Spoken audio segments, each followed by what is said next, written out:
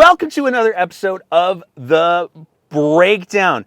The political climate in Alberta. It's a fascinating beast these days. We're seeing things happen that probably we wouldn't have expected to see happen in the last 20, 30 years. You got to go all the way back to the Bible Bill days to really kind of get to the kind of controversy that we're seeing generated. And in order to do a little bit of a political gut check, there's a lot of people who are saying things have gotten really out of control, particularly in the last year, 2 years.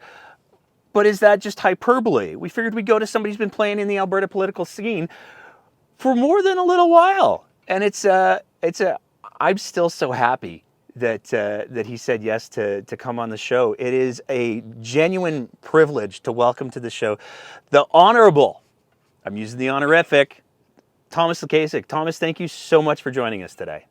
Thank you for having me. I appreciate it. So to get started, before we get into sort of the meatier topics of what I'm hoping that we can talk about today, if you could give just a brief, I mean, and it's hard to do brief when 14 years in the legislature, but if you could give a brief bio and sort of explain to anybody who's not familiar with sort of your body of work, as it were, who is Thomas Lukaszuk? Well, from a political perspective, I got first elected in 2001. And I wasn't planning to run for office, believe it or not. I was involved at the constituency association grassroots level, and all of a sudden, Premier Klein actually called me and suggested that I run for office. As a young guy at that point in time, Ralph Klein was bigger than life in Alberta. I was honored. And I thought about it. I just started a new business then. I was just fairly newly married then.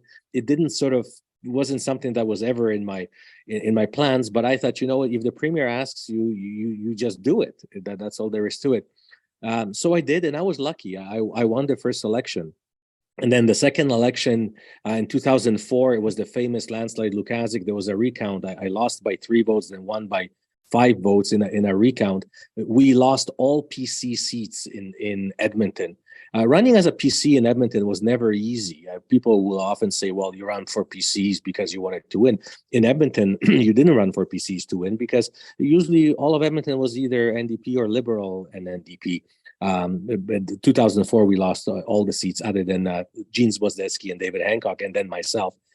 And then a subsequent couple of elections and lost in 2015 when most of us lost. I was privileged to be in cabinet for a number of years, education, advanced education, labor, immigration, and then ultimately deputy premier portfolios. It's an honor. It's been an honor to serve. I'm glad I'm not there anymore. I think there's a reason why they call it serving terms, because sometimes you think of it as an incarceration in a way when you look back. But it has been an honor, and now I can't say I enjoy, but I spend time watching what's going on in the province, and definitely being maybe more vocal than some would wish in social media on current events. 2015 was sort of a pivotal year in Alberta politics, I think it's safe to say, not only because it saw the end of a 44-year dynasty for the ruling Conservative Party, but it also saw some pretty major seismic shifts exist inside of the Conservative universe. So we saw the beginning of the end or the evolution for the PCs and the Wild Rose. What was your sense in 2015 of where things were going to go? Would you have predicted that they've gone to, or would you have anticipated that they've gone to where we are today? No, that election in 2015 was very interesting. As you know, I ran for leadership just prior to that against Jim Prentice. So I thought I had a pretty good finger on the pulse because I traveled the province for 3 months straight. There wasn't a town or village or city that I didn't visit. And I already then knew that there are issues, without a doubt. And the issues were, people were getting tired of PC, but there was a definite sense of entitlement within the PC party, and not only among elected members. I would even argue less so among the elected members, but within the machinery of the party, the kingmakers. the lobbyists and the consultants and the money behind the party. They simply expected to win elections, and for them it was a business proposition, because that's how they were making money, and it was becoming more and more visible. And then Prentice becomes a premier, and even though it was a very interesting leadership race, that one didn't get investigated by RCMP. Perhaps it could have as well. There was some funny stuff, but not to say that he didn't win. He would have won, I think, no matter what. He was well received by the party, but not well received by Albertans. Even though he was an Alberta MP from Calgary for a number of years prior, he just didn't have that magic touch, and he didn't resonate with Albertans very well. His comment, "Look in the mirror," was probably something that solidified Albertans' feelings about Prentice. So as I was door knocking in that 2015 campaign, I knew that this is not just another Castle Downs campaign, because I door knocked those doors over and over for years, and I was getting a different reception. And it was often, "Thomas, we like you, you've done a good job, but I can't vote for you this time around because," and they would have a reason why they couldn't. It was the beginning of the end. We knew it was going to come. But you know what was the most interesting thing? I'll never forget that we would have telephone calls with Premier Prentice, and all these candidates and MLAs would be reporting to him during the campaign, how are things in their own ridings. And everybody was telling Prentice, "Oh, things are great. People love us. We're going to win." And I thought to myself, unless my riding is so unique, I don't think we're going to win. And I remember actually saying that on the phone call, and everybody was incensed that, how dare you say that we're not winning? There was this hesitation within the PC party to even admit the possibility of losing an election. And I think a lot of people were really shocked that evening. And then Prentice, as you remember, just walked off the stage and was never to be seen again as a leader of the party. Where did you land after 2015? I went into private sector. I was a teacher for a while, but I worked for over 7 years for myself. I had a company that represented injured workers with their contentious WCB claims for a number of years. So after that, I went into private sector. I started a construction company that I'm no longer involved with. I passed it on, and now in finance, my company provides financing to Canadian Muslims who cannot deal with conventional banks for religious reasons. So we provide what's known as halal financing, mortgages. Haven't been involved politically at all, other than through commentaries. And believe it or not, last, I believe it was Sunday, for a first time since 2015, I door knocked. We're gonna get to that in a bit. I don't want to. I mean, I think everybody knows, anyways. But I want to get to how you did the door knocking. But I still want to sort of walk through a little bit more history. 2015 to 2017 saw some major changes for the conservative movement in Alberta. We saw the return, I'm not sure what the right word is to use, of Mr. Kenney, and he brought with him his plan to unite the right. What were your impressions when Mr. Kenney announced that he was going to run for the leadership of both parties and smush them both together? Well, I quite publicly ripped up my PC membership there. And I believe I tweeted it out. It ended up in a trash can on a street of Calgary. To me, it was unacceptable for a number of reasons. Number one, in my mind, Mr. Kenney could never be a leader of a PC party. He was never a PC supporter. As a matter of fact, as a member of parliament, he worked overtime to make sure that our PC government would lose in Alberta. He was a Wild Rose supporter or any other French right-wing party supporter, working very hard against us. Very critical of Ralph Klein and any subsequent premier. So he was definitely not an ally of the party. Second of all, his views were where even though we had cabinet ministers who would share his views, but they were sort of on the right fringe within our cabinet. But they were not reflective of the rank and file party members. Plus, as you know, I had a unique way of knowing Kenney, and everybody remembers the fact that he called me an a-hole. and that will probably go into history. But the fact is that there was a reason why this issue arose, and he was a minister of immigration at the same time when I was a minister of immigration, and there was one particular file where we had a woman who was working as a temporary foreign worker at McDonald's, got hit by a car when she was riding a bicycle to work and became quadriplegic. And he insisted on deporting her to Philippines, where all medical doctors in Canada were saying if you send her there, she will definitely die because she may not even survive the flight. Never mind, there is no adequate medical care to treat this woman. And his answer was, what don't you understand about temporary and worker? She's not a worker, so she has to leave. A few lawyers in Edmonton and we launched a lawyer's work pro bono, a challenge to the federal court, and we won. And she is in Edmonton, and believe it or not, she's recovered and employed. And that gave me a sort of an insight into Jason Kenney, who he really is as an individual. So I worked overtime to try to oppose, that momentum that he had behind him to unite the party. But he succeeded, and this also showed me another issue within the Conservative Party, is that the only thing that united the PC party really was winning.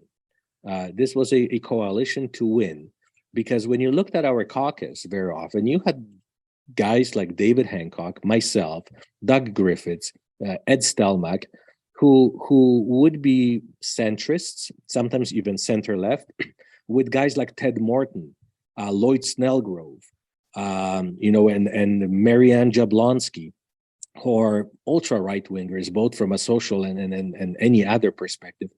But what kept that caucus together was that this was a formula for winning, and it worked for 44 years, and we always found some kind of a compromise. Well, once those parties split into Wild Rose and PC, there was no way to put this Humpty Dumpty back together again. And Kenney did it, but he really didn't. He thought he did, but look where we are right now. He thought this would be a formula for winning, but what he didn't realize is that, when you sleep with dogs, you get fleas, and he welcomed everybody into this tent, and now those fleas are biting them. I'm curious. I mean, one of the conversations, and you kind of hit on the nail on the head right there, one of the conversations that more and more people seem to be having is, what does it even mean to be conservative in the province of Alberta? Because there have been historically all of the 41 different flavors of conservatism that exist. Why do you think it was that it was it just the winning? Why do you think they were able to at least publicly, peacefully coexist for the most part, and now we're seeing a whole different thing? We were lucky in the PC caucus because we wanted to win. We were motivated to compromise. So we had some ugly caucus meetings where we would really battle it out, and believe it or not, grown men would cry over issues. But then the agreement was, at the end, you don't always get it your way. Here is a compromise, and this will be our policy. And that policy satisfied most of the time enough to win the next election. It was never perhaps ideal, but it was a satisfactory compromise. And that was the magic sauce that we had within the PC caucus. Now this compromise doesn't exist. The UCP caucus doesn't have Dave Hancocks and Stelmachs and myself and Griffiths in it. So there is no compromising. Those whom I would be arguing against in caucus are now the government, without any tempering of their policies. So that is the difference between that particular PC party and what you have right now in UCP. One of the other things that I wanted to sort of historically get your take on is, I mean, I have been paying attention to politics for a little while now, but it wasn't really until 2015, 2016 that I started to really closely pay attention. And one of the things that seemed to strike me about when Mr. Kenney took office as premier was, and there's no question that he had some political goals that I find disagreeable, I'll say, in order to be polite. The Bill 8 is an excellent example of that's super gross. But you can sort of set aside, I think, to some degree, there was the political side that was gross, but there was also this other side. And this other side seemed to be almost an open contempt within his caucus for not just the processes of governing, but the building itself. Like I remember in 2019 when the poster went up in the windows of the legislature, and I think most people who pay attention to politics went, "Wow, that's offside." And I guess the question that I have is, was that unprecedented? Did you see earplugs being handed out in the legislature during your time there? Did you see people engaging in that sort of theatrics and lack of decorum? No, there always was a component of lack of decorum. When you're dealing with people, you will always find few individuals, but it wasn't systematic. It wasn't institutionalized like it started with Kenny, and we still see it now. There was certain reverence with respect to the legislature building. People were honored to be in that building. It was sort of the cathedral to democracy. That appears to be gone, but it has to do with populism. See, populism, part of populism is undermining democratic institutions, and trying to discredit democratic institutions, courts, policing, CBC, anything that stands for what they would call establishment. And when you weaken democratic institutions, it's easier to bring anarchy into play, and it's easier to play up the discontent of the masses. It's not a new formula. French Revolution was based on that. Hitler's rising to power in 1932 was based on that. Trump was based on that. Brexit was based on that. But ultimately, it becomes a scenario of a dog chasing a car. Dog will chase a car and bark at it, but once it finally catches up to the car, the dog doesn't know what to do with that car, right? They have the same problem. They bark, they make a lot of noise, they try to get people angry, and when it works and they win power, they have no idea what to do with it. They fumble. Kenny fumbled, Trump fumbled, and look what Danielle Smith is doing right now. Because they're attracting the wrong people. They're attracting what I call team angry into their caucus, but those are not people who A, have any respect for the office that they have just won, and B, they honestly don't understand what is the role of that office and how to handle the authority that has been granted to them by voters, by Albertans. So you end up with the bizarre situations that you have right now. We are in the midst of a populist wave, and the wave works in such a way. Aspiring politician like the leader of the Federal Conservative Party says to you, "You're a good guy. You work really hard. Nobody ever listened to you. Teachers always scolded you. Your boss is never happy with you, but you're a good guy." And that shouldn't be happening. Actually, all those teachers and everybody with any credentials are wrong. You're the guy who actually was right all the time. Well, this guy says, well, finally, somebody's listening to me. Somebody finally understands me. And then the leader says, and you should be even more angry. And your enemies, and there's always an external enemy. For Trump, it was Mexicans. For Brexit, it was Poles and Ukrainians and others supposedly still stealing their jobs. For Hitler, it was Jews.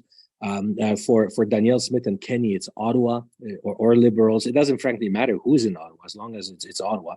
There has to be an external enemy, and then you argue, and I am the only guy who will defend you against those external forces. It's sort of like a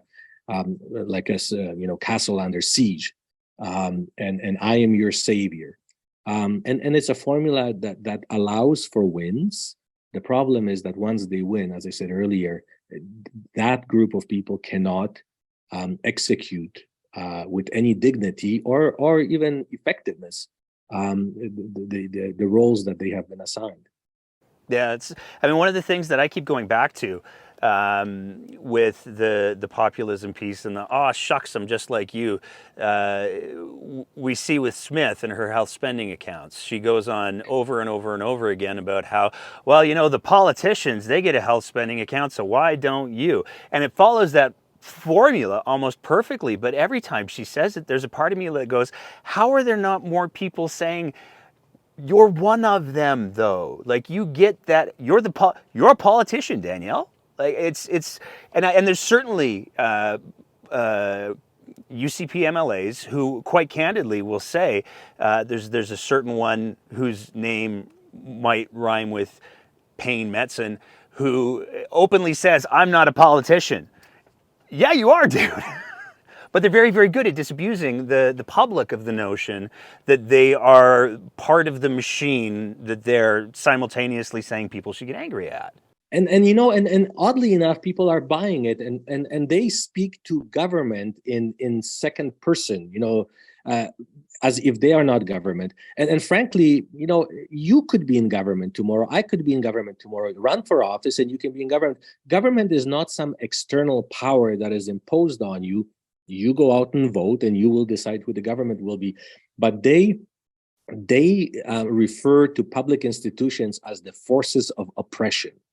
And you need to fight against that oppression. And even though they are actually, like you mentioned quite astutely, they are part of the machine, but they try to portray themselves as sort of insiders who can defend you against the machine. You know, they need a struggle.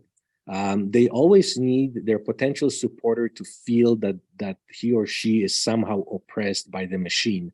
And they will save you from it. It's bizarre. It's illogical, but it's easy to explain. You know, Mr. Poilievre over the last few days is really harping at CBC that it's government-owned broadcaster. Well, it always was. It didn't bother anybody when Harper was the prime minister and CBC was government-funded. That's how public broadcasters operate in most democracies. Their content is not controlled by either Harper nor Trudeau right now. But it doesn't matter because it just gets people riled up, and that's all they really want. And notice that there never is a solution. They will tell you that you should be angry at something, but they will never tell you how they will solve it. Because it is rising to power. It's easier to get people aroused with negativity than it is to get people to follow you on policy and ideas and plans and aspirations. You need more time to explain those concepts. To get people peed off, you know, it's easy to tap into that, and people are likely to say, "Yeah." So you know, and so they always claim that there are elites, and elites is anybody who has any education or any expertise in anything. You know, if and it's odd because when they get sick, they actually go and see doctors. I imagine when their car breaks down, they go and see a mechanic. I don't know if Danielle Smith actually does go to see a doctor. Well, some of them maybe don't. But the fact is that we all have certain expertise, either from education or experience, and then we turn to those experts. When my car breaks down, I go to a car mechanic. You know, and it goes with any type of expertise. But this movement is against expertise because those are elites, because those are the people who are always telling you what to do. You know, your teacher was telling you what to do by the virtue of the fact that he or she were a teacher. And they're starting to sort of tap into this pent-up resentment of authority. Why should you be telling me what to do? And it's sort of a form of libertarianism. But the problem is, you know, the odd part, libertarians who are against government are running for government to form a government to argue that there shouldn't be a government. You know, it's as bizarre as it gets, but unfortunately, this formula has proven itself to be quite effective.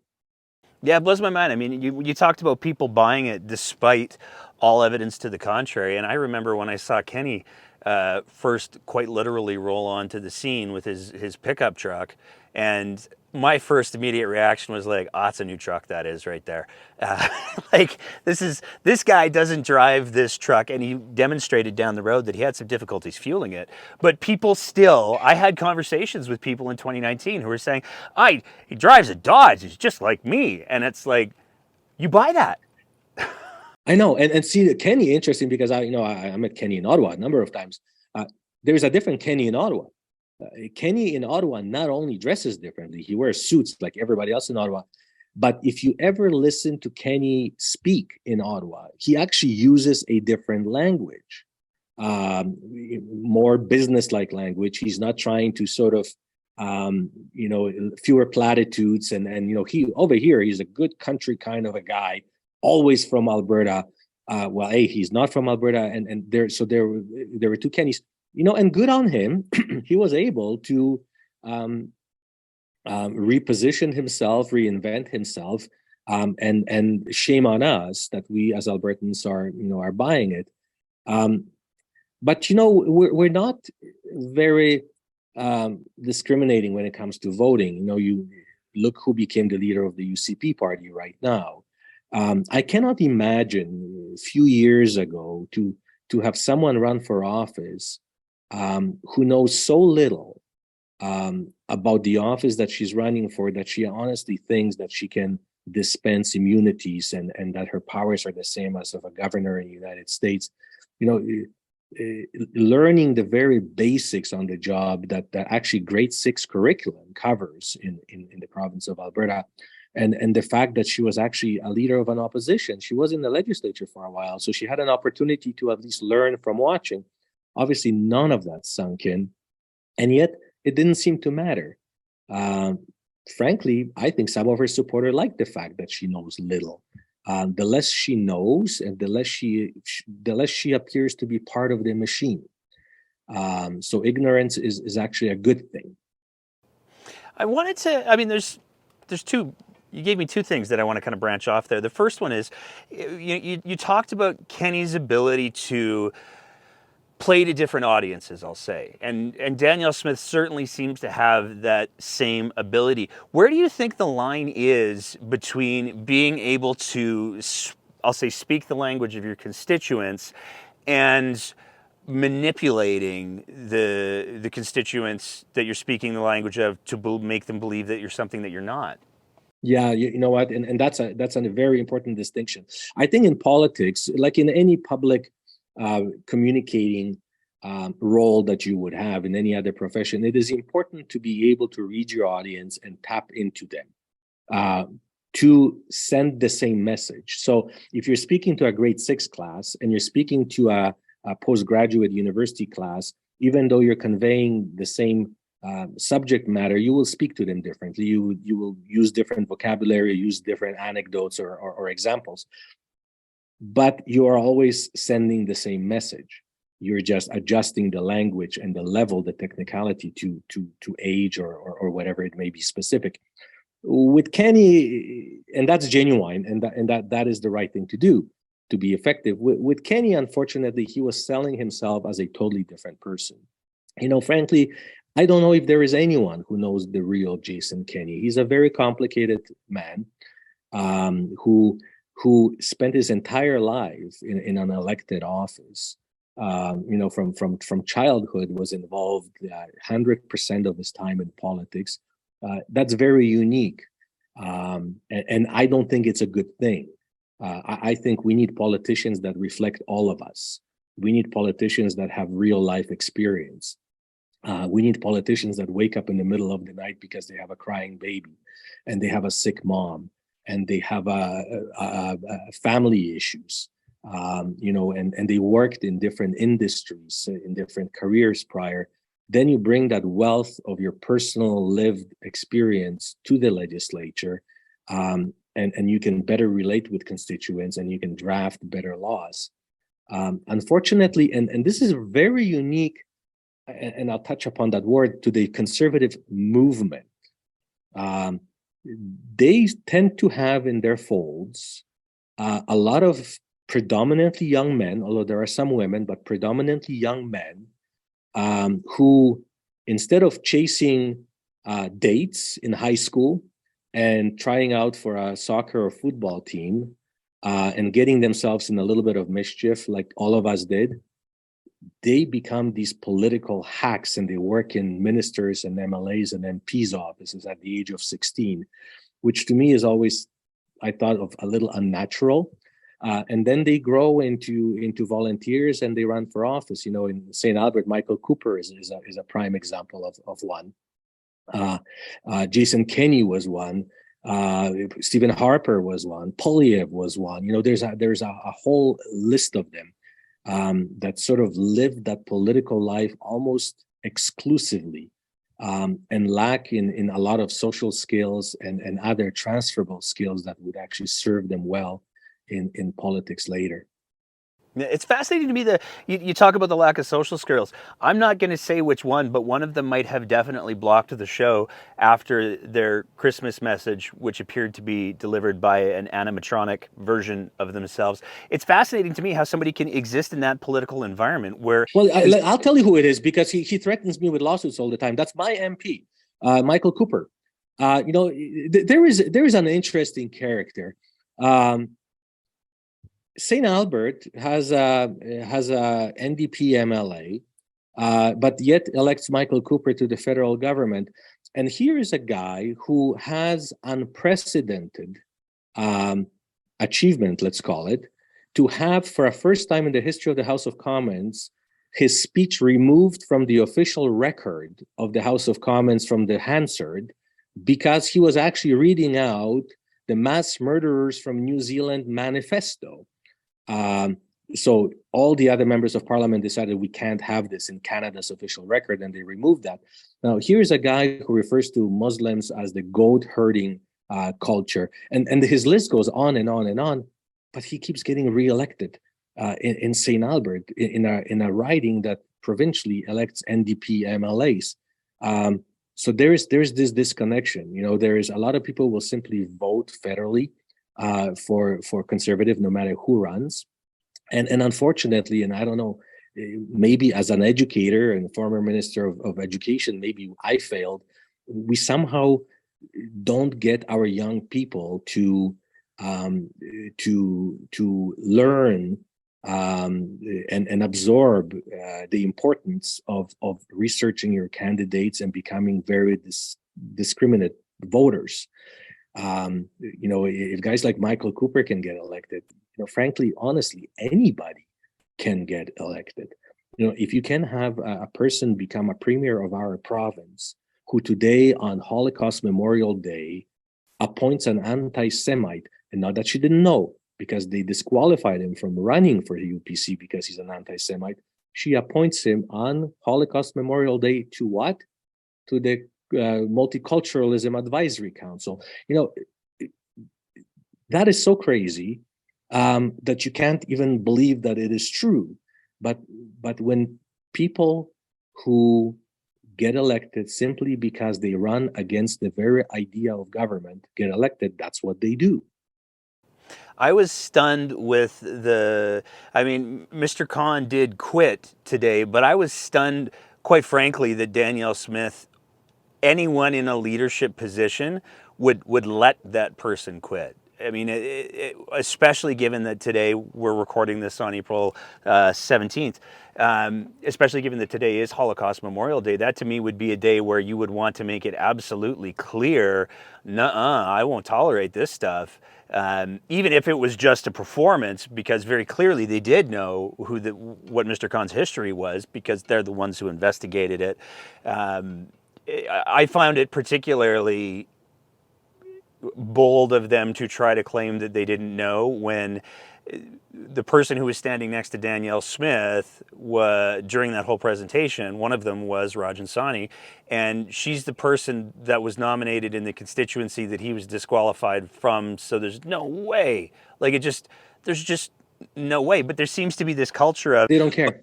They just don't care.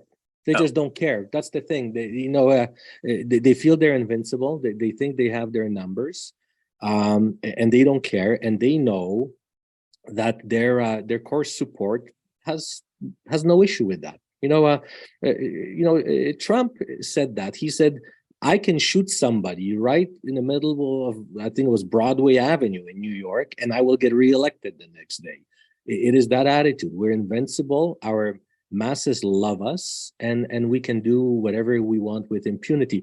This whole issue with Danielle Smith and Crown prosecutors, that few years ago would have been enough for a premier to resign, because the party would make that premier resign as a leader of the party.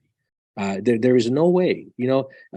I know that people don't have fond memories of Alison Redford, and I was one of the ones in caucus who asked her to resign. But it was caucus that wanted her to resign. She was pushed out internally, and frankly, her errors and sins pale in comparison to what Danielle Smith will do in just one day.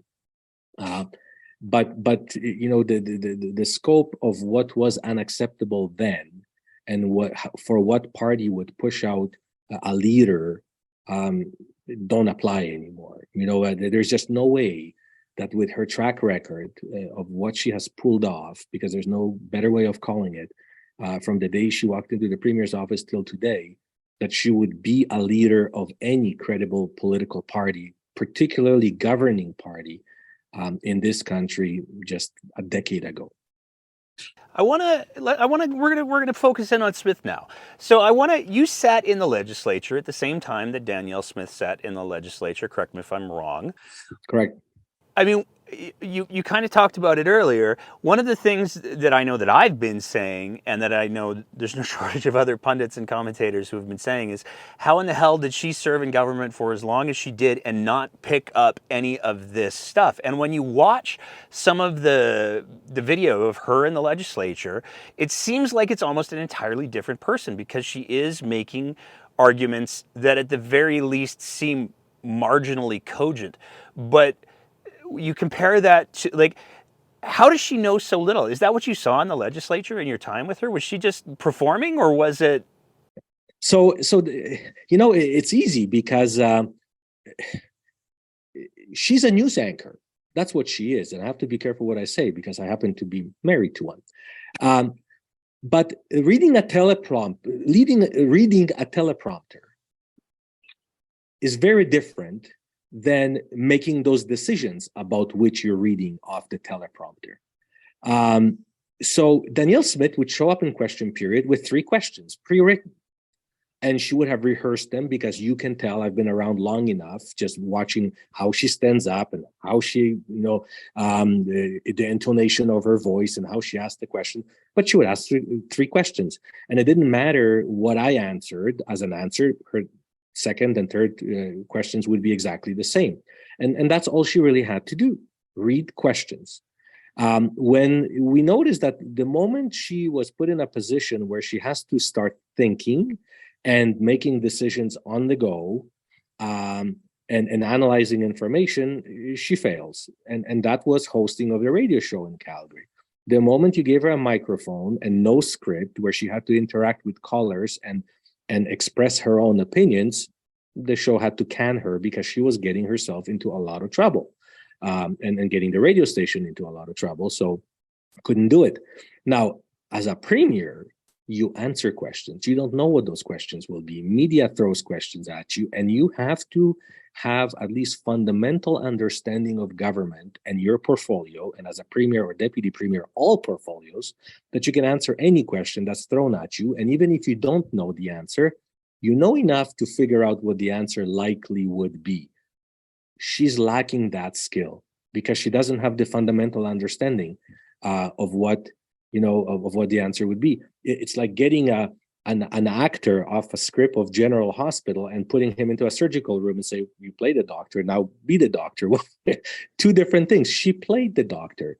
She doesn't know how to be one. She pretended to be a premier. She doesn't know how to be one, because, sometimes I honestly feel bad for her, because it just can't be easy when people are throwing questions at you and you don't even have a fundamental understanding of what you're talking about.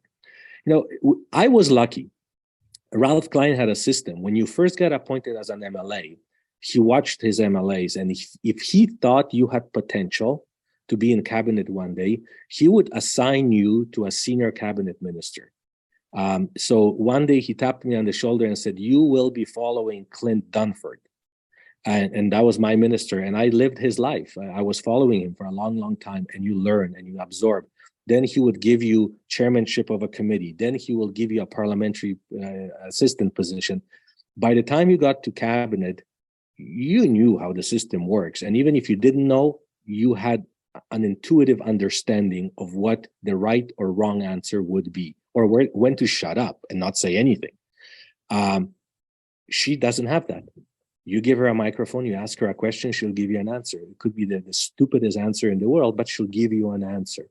And it became most evident with this Crown prosecutor thing. First she comes out and she reads off a note from a lawyer. Her advice wasn't correct, but fine, she stuck with it. But a day later, she goes on a radio show and she starts talking about it. And then she comes out again and says, "No, I can't talk about it." And you start wondering, does this woman know what she's doing?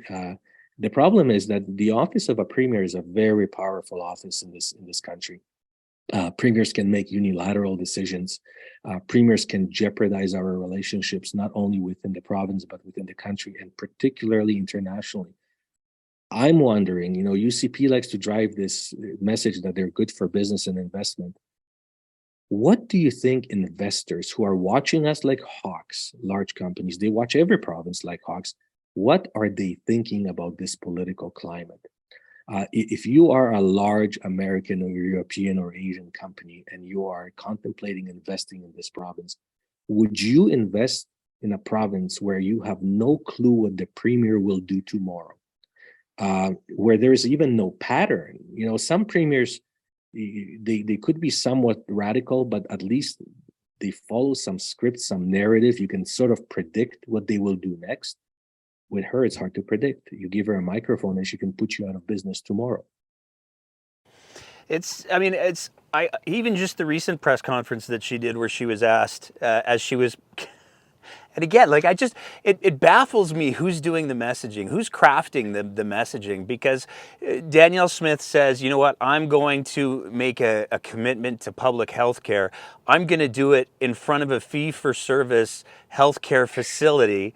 And then when I'm asked about the ethics commissioner, I'm going to refer journalists to the ethics commissioner's office. Even if you go to the front page of the ethics commissioner's website, it very clearly says no questions, and that she can't answer them. It was just, I honestly can't wrap my head around how because she's so good with the script, and she really is.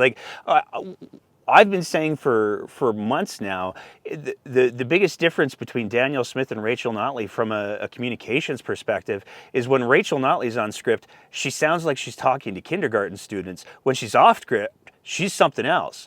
And Danielle Smith is the exact inverse. When she's on script, she's incredibly well-spoken. She reads news well. Yeah, but as soon as you ask her for an independent thought, she'll just be like, I guess I'm making shit up. Well, because she doesn't understand it. She often doesn't understand what she just read. And I honestly do feel bad saying that because, she's a person. And she has dignity as a human being. And I hate to belittle her. But the fact is that I would not do well in a car mechanic shop. Not what I'm good at. I would not do well in a hospital, not what I'm good at. And I know what I don't know, and I will not put myself in that place and embarrass myself. Unfortunately, she either has been put into that position by insincere friends who advised her to do it, or simply her ego was bigger than it should have been. And she put herself in a position where she doesn't even understand what she reads, because often she will extrapolate on something she read. And her handlers must be thinking, shut up, don't say a word, just read what we wrote you and you'll be just fine. They will be well served to send her on a holiday now for the next 2 months, keep her out of the province. And I think their chances would improve dramatically. But that's what happens. It's dangerous. We had a little bit of that problem with Ralph Klein sometimes. I always like to juxtapose Ralph Klein and Ed Stelmach. When Stelmach was my premier, it was scary because he knew all of our portfolios to detail. And in caucus, as a minister, I could never BS him because he sort of knew what goes on in my portfolio. With Ralph Klein was an early version, less dangerous or not dangerous version of a populist.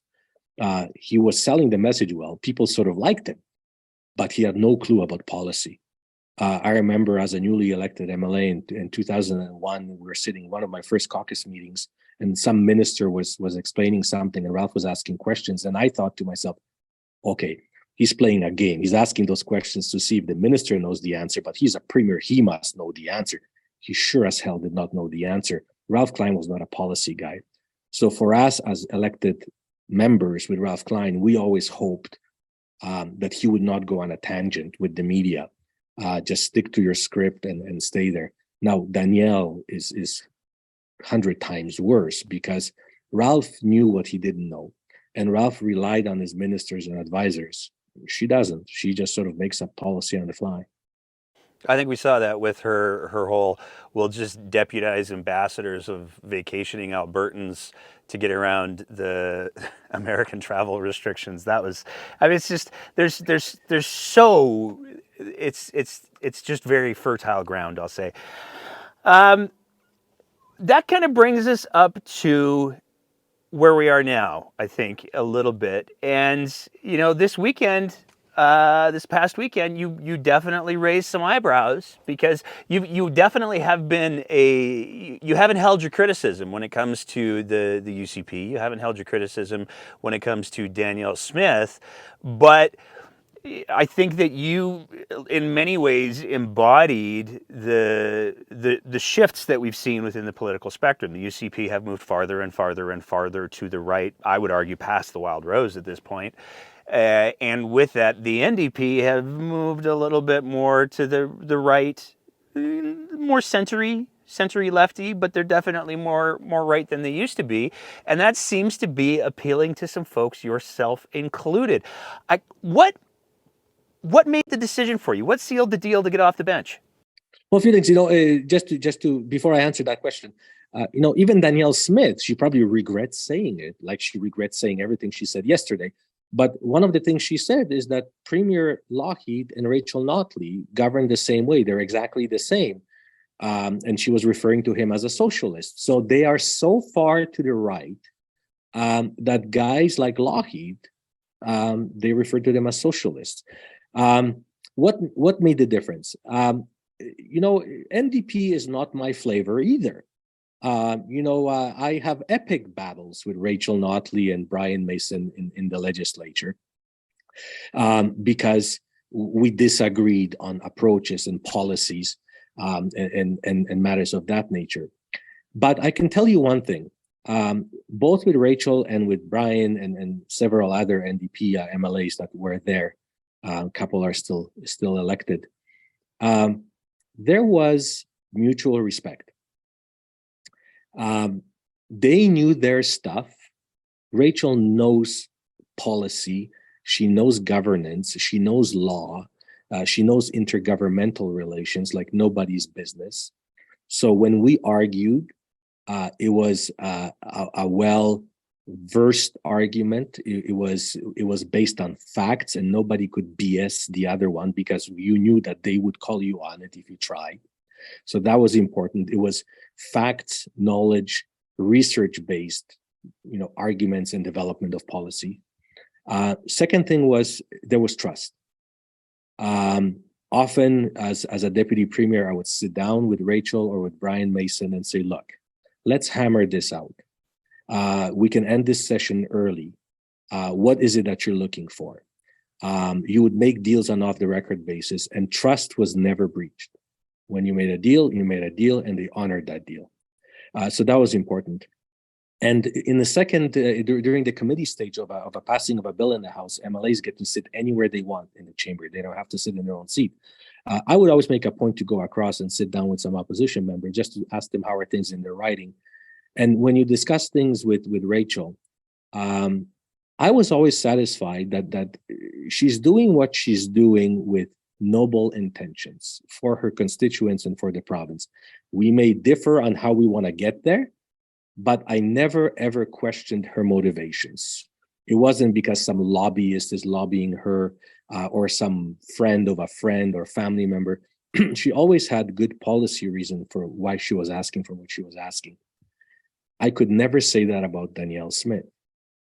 As I said earlier, and I had the unfortunate position, Redford was, and I'm being this will be the understatement of the year, was not fond of Danielle Smith.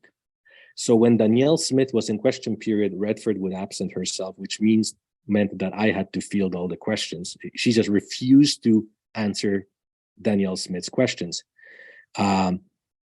So like I said earlier, Danielle Smith would read a question which was definitely written for her, but you knew that she didn't know the substance. And when you tried to answer the question, often a good MLA like Rachel or Brian Mason or many others, they would adjust their second question to accommodate your answer and sort of build on that answer and maybe try to nail you even harder. She wouldn't. She would just read the next question, which so often she would read three questions, which I already answered in the first answer, and she would still read the same questions because she had nothing else.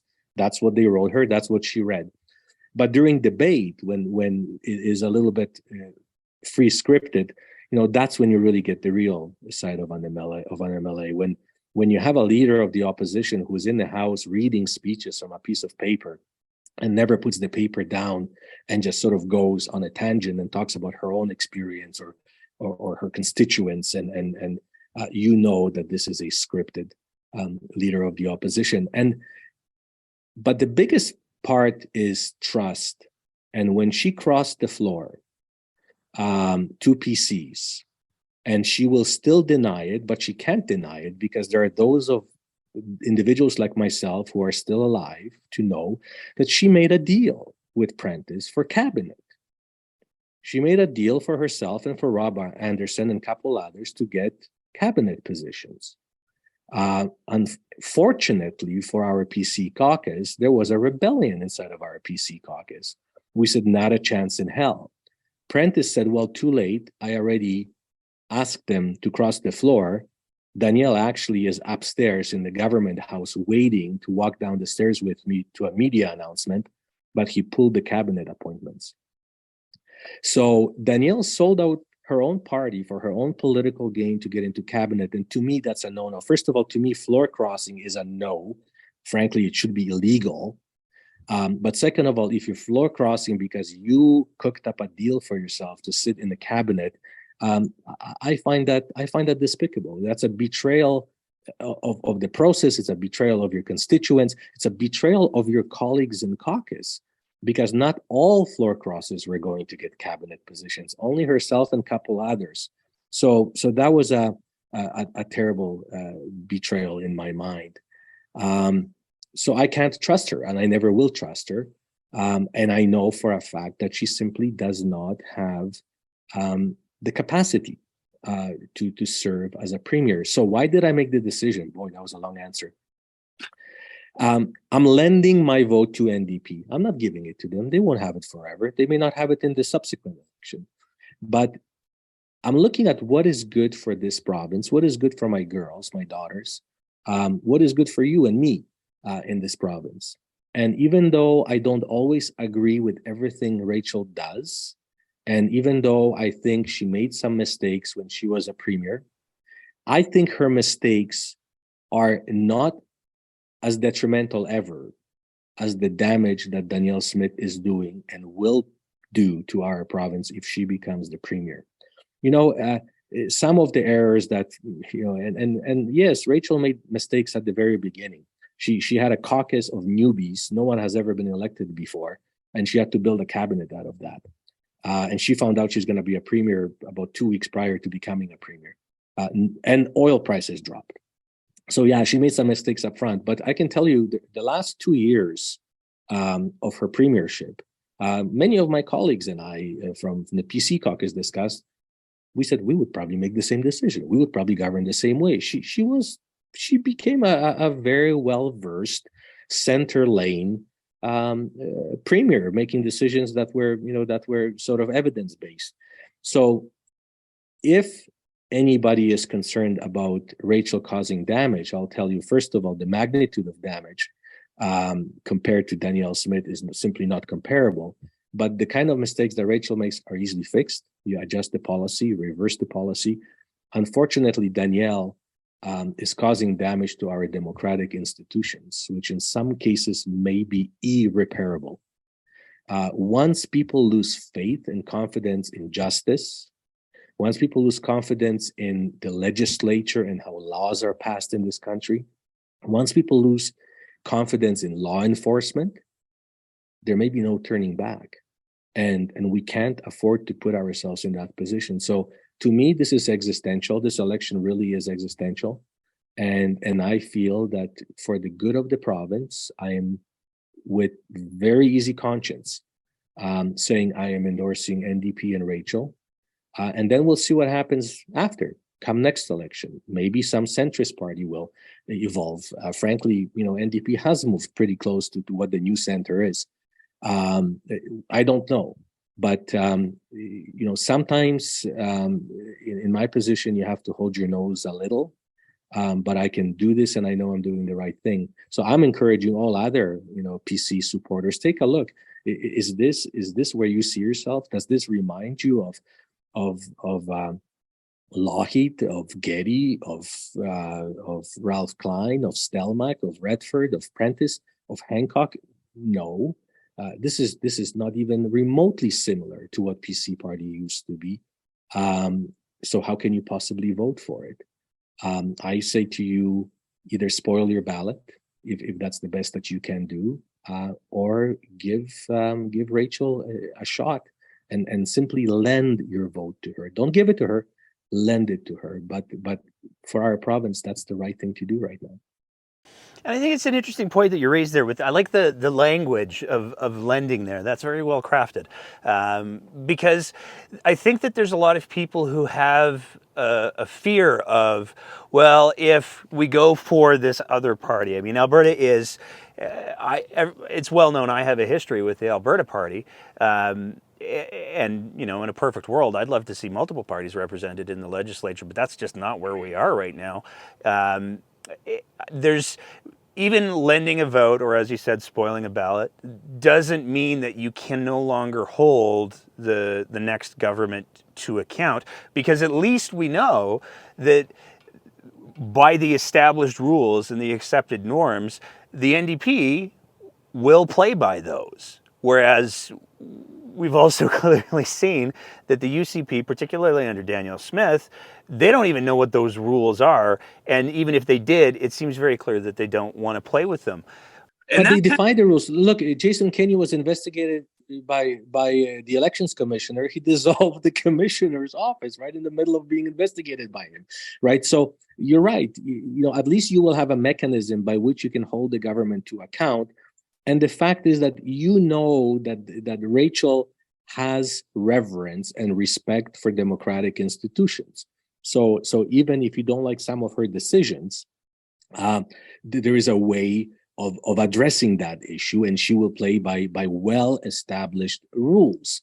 And if you really worry about economy, you have to ask yourself, what does this ongoing instability do to the investment climate in our province? We are politically the least stable province of all. We used to be the bastion of stability. That is why people voted for 44 years for government. And now I deal in the world of investment. Investors look for two things: return on investment and stability of the climate in which they invest. They often will even take a lower return on investment if they know that the investment is stable. Right now, as an Albertan, I would have a very difficult time advising an investor to invest into any sector in this province, because I don't honestly know what the premier will say during tomorrow's press conference about that particular industry. That from a business perspective, if you're looking for stability, you're getting exactly the opposite. But let's put this again into perspective. This is a government where the premier is now investigated by the ethics commissioner. where Minister of Justice is investigated by the Law Society, where a couple cabinet ministers and several MLAs are investigated by the RCMP for the criminal investigation of the UCP leadership race. This is your government right now.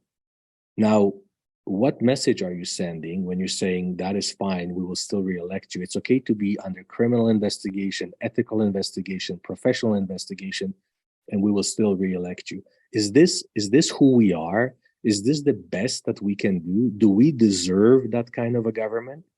Do we want our children to look up to these individuals and say, son, daughter, this is how you conduct yourself. This is what you get rewarded for in life by behaving like this? This is everything that we as parents tell our kids not to do. Why would we elect a group of people like this into government? I got two other questions that I want to ask you, because you have been extraordinarily generous with your time. But I do want to ask these two things because one of them scares me very much, and the other one I'm just super curious. I got to warn you in advance. Usually I say two more questions and then there's six. So my apologies before that happens. But one of the scenarios that I've been playing with that has me particularly alarmed is when we take a look at a lot of the polling that's coming out for the province. Some people are saying 1 seat, some people are saying 6 seats, but it seems very clear that this is going to be a very close election. And it is battleground Calgary. There's no question about that. The thing that I'm worried about is that we've got this group called Take Back Alberta who's operating in the background. They're pulling a lot of strings. They take credit for having Kenny removed. They take credit for installing Smith. And the thing that scares me is if this is a super close election, let's say it's a difference of, I'm pulling a number out of the ether, 6 seats.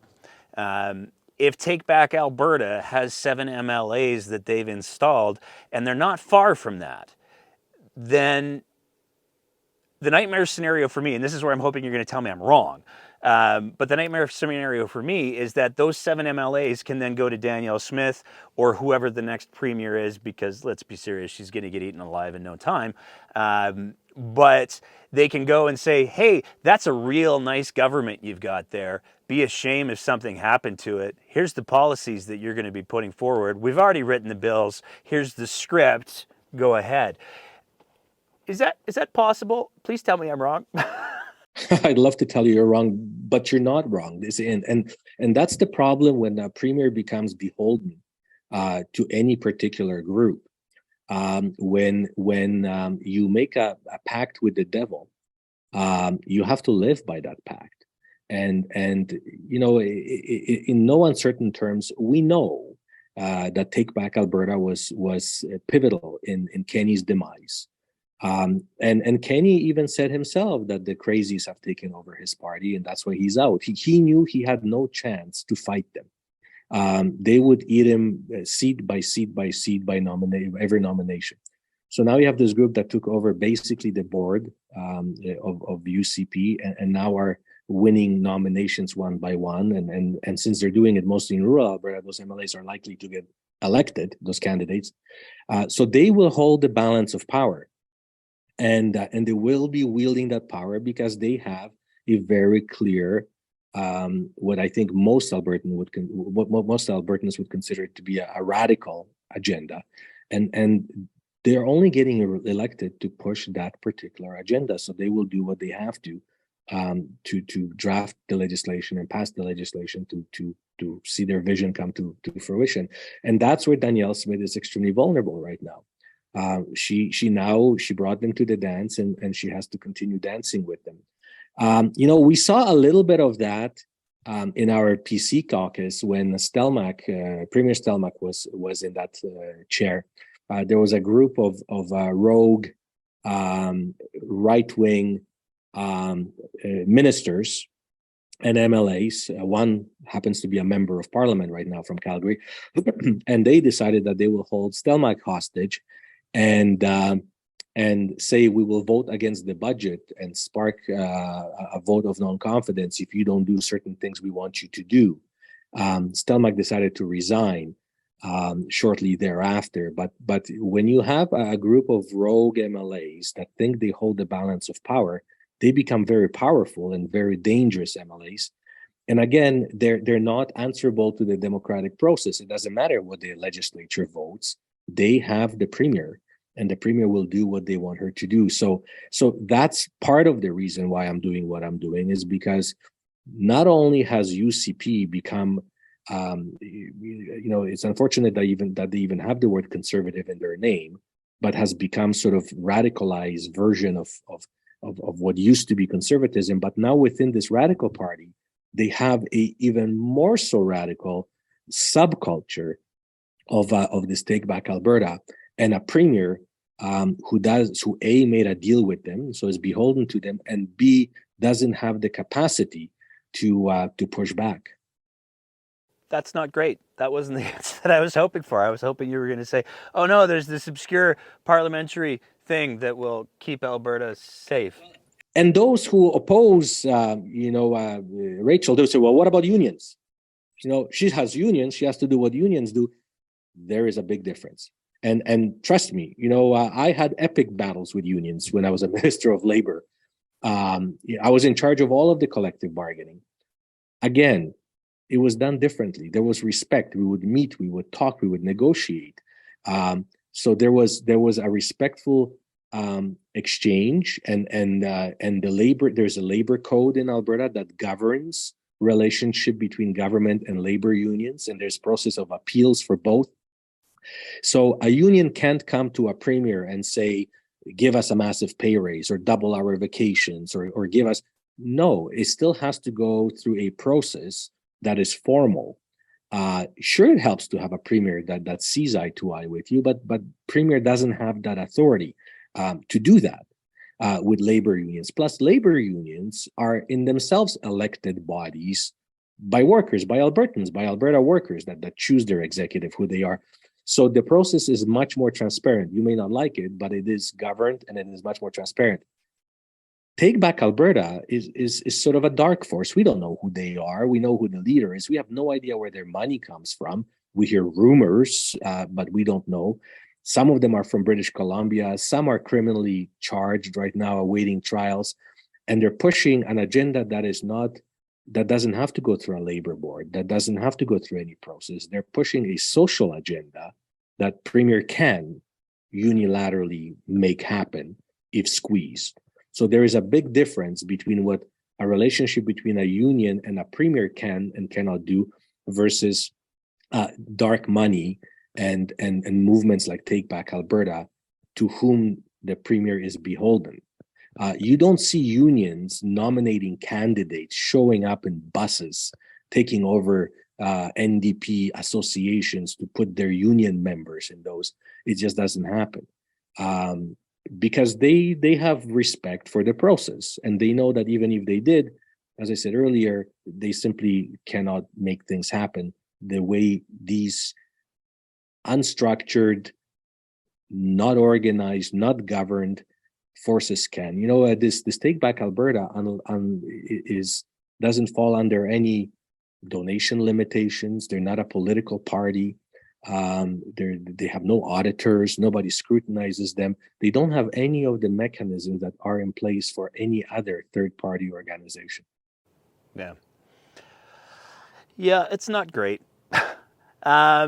I want to end. I knew it was going to end on I didn't know, but I had a hard feeling that it was going to end on a uh-oh kind of feeling. So I'm going to do a hard pivot on you here. I'm super curious, and this has almost nothing to do with I think it has nothing to do with the provincial election. The halal financing. What is that? Because it's something that you've been talking about on your social media channels quite a bit, and for me, I'm just going to put all my ignorance on display here. I hear halal and I think food. So yeah, you think meat. Exactly. So what is, for our audience and for me as well, what is halal finance? How does it? I'm actually glad you asked, because there's a lot of misunderstandings, and I've been going through a massive learning curve for the last number of years. Halal actually means religiously permissible. Okay, it's just like kosher for Jews. So it means religiously permissible. And even though we mostly associate it with food because we see it in restaurants and at Costco on beef and other and chicken, that means it's okay to eat it because it's permissible. Now, for me, it's serendipity. I was approached by the Muslim community to see if I can solve their problem. But Roman Catholics, believe it or not, used to be in the same predicament many years ago. And actually, it's that predicament that was part of the reason why anti-Semitism began in Europe. And it was that Catholics then, just like Muslims now, could not go to conventional banks and borrow money and could not lend money with interest. Because interest, both in Islam and long time ago in Catholicism, was considered to be usury. I'm not providing you with any service. All I'm doing is taking advantage of the fact that I have money and you don't. So I'm charging you for using my money. And that's considered usury, and it's unethical, and it's taking advantage of a person. Catholics got rid of it because Catholics couldn't open banks. Catholics couldn't do a lot of enterprise, and Jews could. Muslims held on to it. So pious Muslims, which is by far majority, cannot go to a conventional bank and get a mortgage because A, there is interest involved. B, the money that banks lend is commingled often with investments that are not well aligned with Islam. So banks will invest in anything that will give them a profit: cannabis, alcohol, pork plants, you name it. A lot of those things are considered to be sinful to Muslims. So they don't want to deal with money that also yielded from those kinds of investments, and they don't want their mortgage payback as they're paying it back to be invested into those things either. So there are two big barriers. Number three, in Islamic contracts, a contract is considered honorable only when it's between two parties. Banks often use insurance companies or CMHC. There are third parties involved, and in Islam, that is considered to be not a proper form of contract. So I was approached a few years ago to see if there is a way of setting up a system in Canada that would meet all the requirements of Islamic contracts and religious limitations, but also be enforceable in Canadian courts in case something ever went wrong, so they can go to court and sue just like anybody. So I took that upon myself, and I put together a team of lawyers from across Canada and Islamic finance scholars from across the world. And for about 3 years, contracts were flying back and forth. We were trying to hammer out contracts that are both Sharia law compliant, halal, and also enforceable in Canadian courts. And we nailed it down. And then the next thing was, can you now implement it? So again, took time to find investment portfolios that will invest into this. And now my colleague, John Stainton, and I, we own Canadian Halal Financial Corporation, and we give mortgages to Muslims across Alberta, and we're hoping to go across Canada shortly. How do you make money doing that? Like, how does the return on investment work? Because that's like, as you were talking, I was like, okay, I think I follow all of it, but how does that translate into, and so it's worth doing? Yeah. So yeah, it's a business. It's for profit, obviously. So Islam really is very practical when it comes to business. Islam is not saying that you can't make profit. Just don't charge interest. Don't calculate it as interest. And I often compare it to halal meat. You know, you can have on a barbecue a steak that one is halal and one isn't. And if you tried them both, they taste exactly the same because the two cows were in the same pasture, eating grass side by side, except they got killed differently. Yeah. Different process, right? But the steak is the same. Same thing really happens with finance. We simply do different accounting. None of our accounting is interest-based. So what we do is cost plus profit.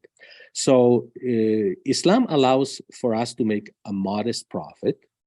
So we make a modest profit, and then we're allowed to pass the true cost flow through onto our clients. So we have to pay dividends for investments. We have offices, we have staff.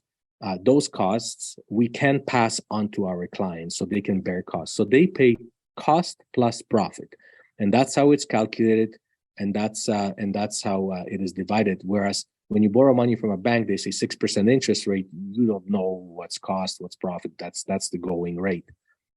We don't guide ourselves by that. So some people may say it's semantics, but so is halal meat. All religions are semantics, but that's what's important. That's faith.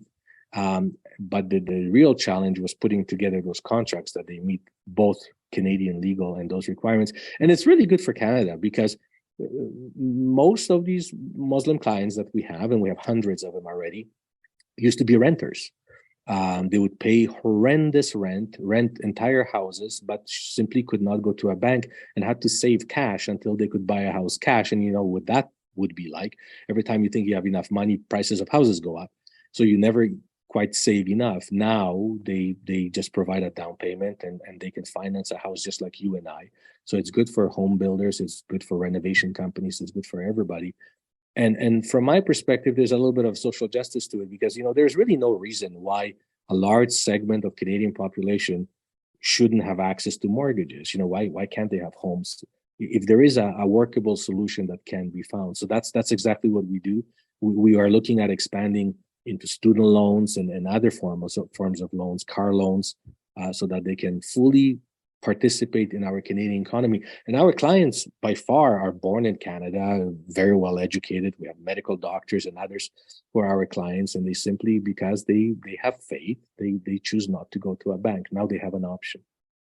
That's cool. Thank you so much for walking me through that, because I've been watching it and super, super curious. And I'm not too ashamed to say that a little bit too timid to ask the question on social media. Because and you shouldn't know. Those questions are not taboo. And there is another issue in Canada, and now I don't have the capacity to address that because we're so overwhelmed with this halal.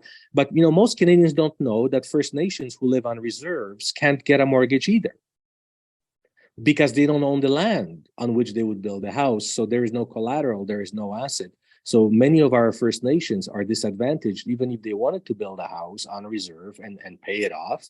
They have great jobs and in oil field and everywhere else, they can't get a mortgage. So there's another problem that needs to be addressed. But those are quirky things that most of us don't know about.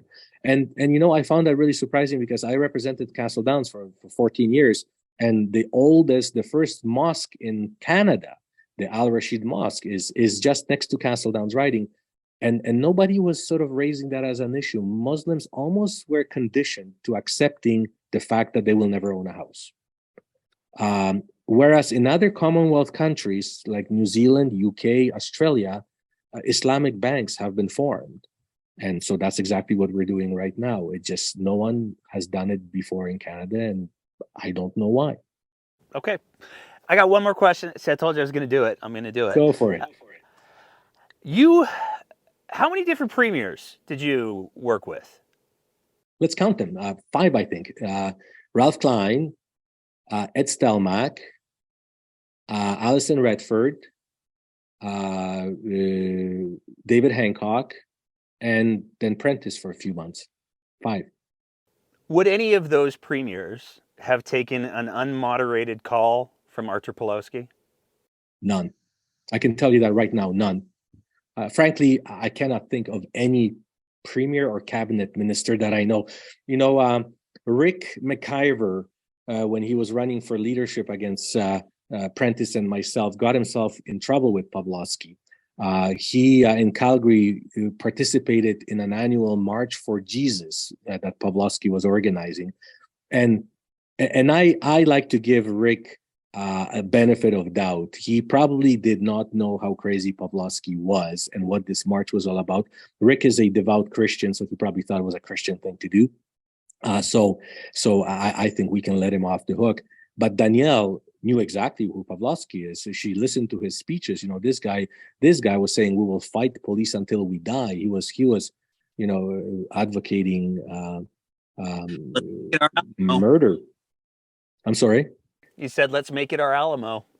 Let's make it our Alamo, exactly. So no, I can tell you as a premier and as a deputy premier, frankly, you don't just take calls. There is a whole, again, she doesn't understand the protocol, so she probably picks up her cell phone and she dials, and I bet you it's not even a blocked number, so somebody can call her back. As a premier, as a minister, but particularly as a premier and deputy premier, phone calls are scheduled through staff. They're vetted. and you usually get a either verbal or written briefing saying, Premier, at 12:05, you have a 5-minute call scheduled with so and so. This is who they are, and this is what likely they may ask you, because the bureaucracy will do research. They'll check who the person is and what their issues are. What is it that they will raise? So you can sort of mentally prepare yourself for that phone call.